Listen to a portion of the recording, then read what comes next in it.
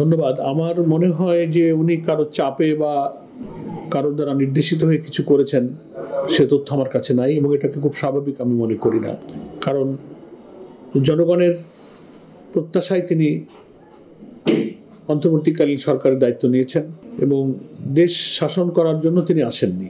তিনি একটা অবাধ এবং নিরপেক্ষ নির্বাচন দিয়ে জনগণের নির্বাচিত প্রতিনিধির কাছে ক্ষমতা হস্তান্তর করে তিনি বিদায় নেবেন। এটি তার দায়িত্ব গ্রহণের উদ্দেশ্য, এবং সেটা তিনি স্বেচ্ছায় করেননি, তাকে দেশের ছাত্র জনতা আমন্ত্রণ জানিয়ে এনেছে। ফলে এখানে তিনি কোনো চাপের ক্ষেত্রে এটা করেছেন তা আমি মনে করি না। এখন কথা হলো, উনি গতকাল নির্বাচনের তারিখ সম্পর্কে যে একটা ধারণা জাতিকে দিয়েছেন, সে ধারণাটা ব্যাপারে আমরা মনে করি যে জনগণের প্রত্যাশা অনুযায়ী এর আগেও চেষ্টা করলে নির্বাচনের দিনক্ষণ নির্ধারণ করা সম্ভব ছিল। কিন্তু একটা রিয়েলিটিকে আমরা কনসিডার করি, সেটা হলো যে from the very beginning of our government, internal এই অন্তর্বর্তীকালীন সরকারের শুরু থেকেই তিনি কিন্তু কিছু চ্যালেঞ্জ ফেস করেছেন, যেটা কাম্য ছিল না। পাল্টা কু, জুডিশিয়াল কু, আনসার কাণ্ড, প্রশাসনের অস্থিরতা, সিভিল প্রশাসনকে প্রবলেম করা, এই ধর্মঘট সেই ধর্মঘট, আমাদের দেশের ভিন্ন ধর্ম অবলম্বীদের নিয়ে বাইরের বিদেশি নানান ষড়যন্ত্র চক্রান্ত একের পর এক তাকে ফেস করতে হচ্ছে, এবং সেগুলো দেশপ্রেমিক ছাত্র জনতা, সেনাবাহিনী, সরকার, রাজনৈতিক দল তাকে সাহায্য করছে। তো সেটার কারণে একটা সময় তো তাকে ফেস করতে হয়েছে, ক্ষেপণ করতে হয়েছে, এবং আমি মনে করি এটা একটা নেগেটিভ কাজে তাকে সময় ব্যয় করতে হয়েছে। এটা আমাদের জাতির এত হাজার হাজার ছাত্র জনতার রক্ত এবং ত্যাগ তিতিক্ষার বিনিময়ে অর্জিত নতুন বাংলাদেশে একটা নির্বাচনের দিকে অভিযাত্রা হবে, এটি ছিল খুব ন্যাচারাল। কিন্তু তার জন্য এই 6-7টা চ্যালেঞ্জ ফেস করতে গিয়ে একটা নেগেটিভ কাজে সময় ব্যয় করতে হয়েছে। এই সময়টা না ব্যয় করতে হলে হয়তো উনি এই নির্বাচনের পূর্বে মিনিমাম যে সংস্কারের কাজগুলো, যে রিফর্ম করা প্রয়োজন ছিল, সেটা উনি আরো আগে করতে পারতেন। প্রায় 10-12টা রিফর্ম কমিশন করা হয়েছে, 12টার মতো প্রায়। ডিসেম্বরের মধ্যে সেই রিফর্ম কমিশনের রিপোর্টগুলো আসবে, তাও আসা শেষ হয়নি 31 ডিসেম্বরের মধ্যে। তো এখন কারা কি কমিশনে কি কি সংস্কারের প্রস্তাব দিচ্ছে, আমরা পলিটিক্যাল পার্টি যারা আমরা স্টেক হোল্ডার ছিলাম, আমাদের কাছেও এই সমস্ত কমিশনের পক্ষ থেকে পরামর্শ চাওয়া হয়েছে, আমরাও লিখিত দিয়েছি। তো এগুলো তো 31 ডিসেম্বরের মধ্যে আসবে, এগুলো আবার সল্ট আউট হবে, যাচাই বাছাই হবে, রাষ্ট্রের কোন অর্গানে কোন বিভাগে কি সংস্কার হবে, এটার আবার ইমপ্লিমেন্টেশনের জন্য ইট উইল টেক টাইম, একটা সময় লাগবে। তো সেই কারণে বিলম্বে হলেও ওনার এই ঘোষণাটাকে আমরা, যেহেতু কিছু বাস্তবতার কারণে বিলম্বটা হয়েছে, তো বিলম্বে হলেও তিনি একটা ঘোষণা যেটা দিয়েছেন, আমি মনে করি অন্তর্বর্তীকালীন সরকারের পক্ষ থেকে একটা নিরপেক্ষ নির্বাচনের দিকে এটা তার একটা অভিযাত্রা শুরু হয়েছে। এ কারণে আমরা একটু আশ্বস্ত, এবং এই ঘোষণাকে আমরা ইতিবাচকভাবে দেখি, স্বাগত জানাই। তবে চ্যালেঞ্জ হলো যে এখন এই নির্বাচনকে কিভাবে উনি নিরপেক্ষ করবেন। আপনারা যেটা প্রশ্ন করছেন, সাংবাদিক বন্ধুরা যেটা জানতে চাচ্ছেন, যে পুরা সংস্কার উনি এর মধ্যে করে নিতে পারবেন কিনা, এটা সম্ভব হবে না ওনার পক্ষে আমাদের ধারণা। কারণ রাষ্ট্রের সমস্ত অর্গান করাপ্ট হয়ে গেছে, পলিটিসাইজ হয়ে গেছে।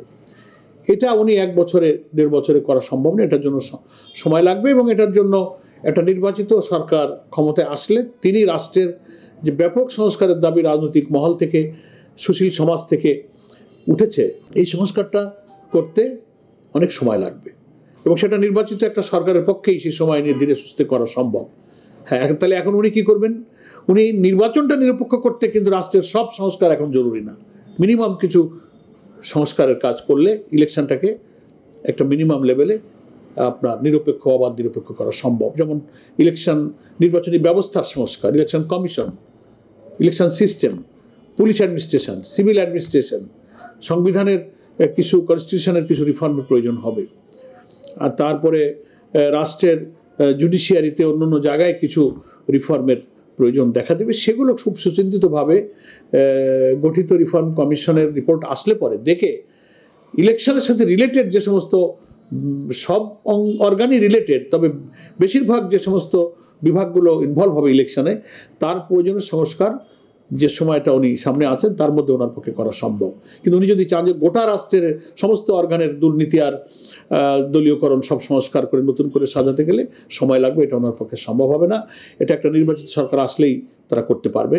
তো আমাদের কথা হলো যে ওনার এই ঘোষণাকে আমরা স্বাগত জানাই। অন্য কোনো দিকে মনোযোগ না দিয়ে এখন উনি নির্বাচনটা যদি নিরপেক্ষ করতে পারেন, অবাধ করতে পারেন, নির্ভয়ে মানুষ ভোট কেন্দ্রে যেতে পারে, তাহলে 2-3 মাস দেরিতে ইলেকশন হলো কি আগে হলো, এটা জনগণের জন্য বেশি উদ্বেগের কারণ হবে না। তো 1 বছর লম্বা সময় দিয়েও যদি নির্বাচন আবার 14, 18, 24-এর মতো হয়, তাহলে সেই সময়েরও কোনো মূল্য নেই। এই জন্য আমরা এই সেন্সে এটাকে স্বাগত জানাচ্ছি। এই অন্তর্বর্তীকালীন সরকারের প্রধান উপদেষ্টার প্রতি আমাদের আস্থা আছে। মনে করি আমি এই ঘোষণাটা উনি সিনসিয়ারলি দিয়েছেন, এর মধ্যে কোনো কৃত্রিমতা নেই, কোনো আর্টিফিশিয়ালিটি নেই। উনি যে ঘোষণা দিয়েছেন তার মধ্যে আমরা আস্থা রাখছি। এখন ইলেকশন নিরপেক্ষ করার জন্য এই ন্যূনতম যে সংস্কারগুলো, শুধু সেগুলোর দিকে উনি মনোযোগ দিয়ে যেন সংস্কারগুলো সম্পন্ন করেন এবং ডিসেম্বরের পরে এই রিফর্ম কমিশনের রিপোর্টগুলো আসলে ছাঁটাই বাছাই করে যার ক্ষেত্রে যেটা প্রযোজ্য সেটা করে উনি নির্বাচনের তফসিলের দিকে চলে গেলে ভালো হবে। এসব কারণে ঘোষণাটা যদিও বিলম্বিত, জাতির প্রত্যাশাটা আরও ভালো ছিল, আরও আগে কামনা ছিল, তবু আমরা এটাকে ইতিবাচক দেখি যে অনেক চ্যালেঞ্জের মধ্যে উনি ইলেকশনের দিকে যাত্রা করেছেন। এখন নির্বাচন নিরপেক্ষ করার চ্যালেঞ্জটা ওনাকে নিতে হবে। এই জন্য জামাত ইসলামী এই নির্বাচনের নিরপেক্ষ করার ব্যাপারে সরকারের সকল প্রচেষ্টার সাথে থাকবে এবং সাহায্য করবে। জনগণের সাথেও আমরা আছি। আমরা জনগণকে আহ্বান জানাই যে বাইরের কোনো উস্কানি অরাজকতায় দেশে অস্থিরতা সৃষ্টি না করে এই নির্বাচন প্রক্রিয়াকে সুন্দর নিরপেক্ষ করতে জনগণেরও সাহায্য করা উচিত এবং সকল প্রশাসন যে সমস্ত অর্গানগুলো ইলেকশনের সাথে ইনভলভ হবে সকলকে নিরপেক্ষ থেকে এই দীর্ঘ 18-17 বছরের বঞ্চনা, শোষণ এবং দুঃখ কষ্ট দূর করার সব কিছু নির্ভর করছে একটা ফেয়ার ইলেকশনের উপরে। এই জন্য নির্বাচনের সাথে সংশ্লিষ্ট সকল কর্তৃপক্ষ যেন ভালো নির্বাচনে সরকারকে সহযোগিতা করে। কোনো দলীয়করণ, কোনো বাহ্যিক চাপ অথবা কোনো আভ্যন্তরীণ দলীয় প্রেসারে কেউ যেন নির্বাচন ক্ষতিগ্রস্ত করার দিকে না যান, এটাও আমাদের সকল স্টেক হোল্ডার এবং জনগণের প্রতি আহ্বান থাকে। আমার কথার ভেতরে এসে গেছে, এটা তো একটা ধারণা বটেই, কারণ উনি তার নির্বাচন তফসিল ঘোষণা করেননি যে সুনির্দিষ্ট তারিখ দিয়ে দেবেন। প্রথমত সরকারের যে কোনো দেশে নির্বাচনের একটা প্রাইমারি আইডিয়া এইভাবেই মানুষ সাধারণত দেয়, এটা সেরকম একটা ধারণা মাত্র, এটা ঠিক। এবং সেটা উইদিন দিস ইয়ার হতে পারে, এরপরে আর 1-2 মাস লাগতে পারে, এটাকে ধারণাই বলে। এটা কোনো সুনির্দিষ্ট কোনো ঘোষণা নয়। তবে আমি সম্পূর্ণ সংস্কার করে উনি নির্বাচন দেবেন এটা আমিও চাই না, কারণ এটা কোটা করা এই সরকারের পক্ষে সম্ভব না।